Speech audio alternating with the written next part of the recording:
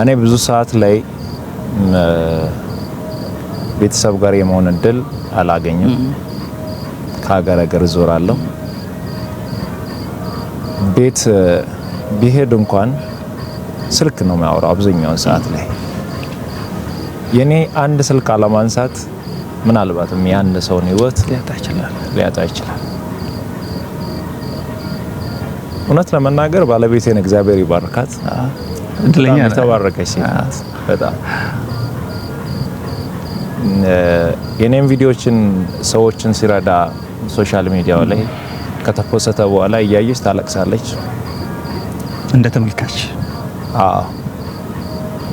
በጣም የተቸገረ ሰው ካለ በውስጥ መስማር ታወራለች።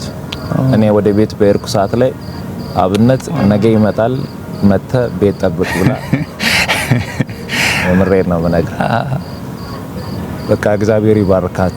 የሷ ጥንካሬ፣ የሷ የልብ መረጋጋት፣ የሷ እግዚአብሔርን የምትፈራ ሴት ናትና የሷ ቀንነት ነው በዚህ ቦታ ላይ ለሌሎችም በትንሽም ቢሆን እንዲያገለግል በእንደዚህ አይነት ሁኔታ እንዲቆም የሷ ጸሎት፣ የሷ ጥንካሬ፣ የሷ መልካምነት ነው። የኔ የሚታይ ነው ካሜራ ላይ የሚታይ፣ የሷ ግን የማይታይ የተደበቀው ከካሜራው።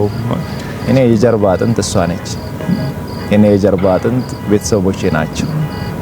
የኔ የጀርባ አጥንት የማይታዩ ከኔ ጀርባ ያለው ካሜራማኖች አሉ፣ ሀሳብ የሚሰጡኝ አሉ። የኔ የጀርባ አጥንት በጸሎት የሚያግዙኝ አሉ።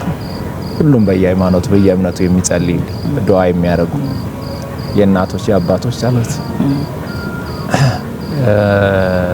እንደ ቤተሰብ በጣም እፈተናለሁ እውነት ለመናገር። በጣም ይኖረዋል። አንዳንድ ቪዲዮዎችን አይተ ከሆነ እኔ ገና ቤት ሲሄድ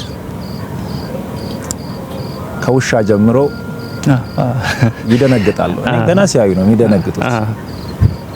ልጄ በጣም ነው የምትወደኝ፣ በጣም ነው የምትወደኝ።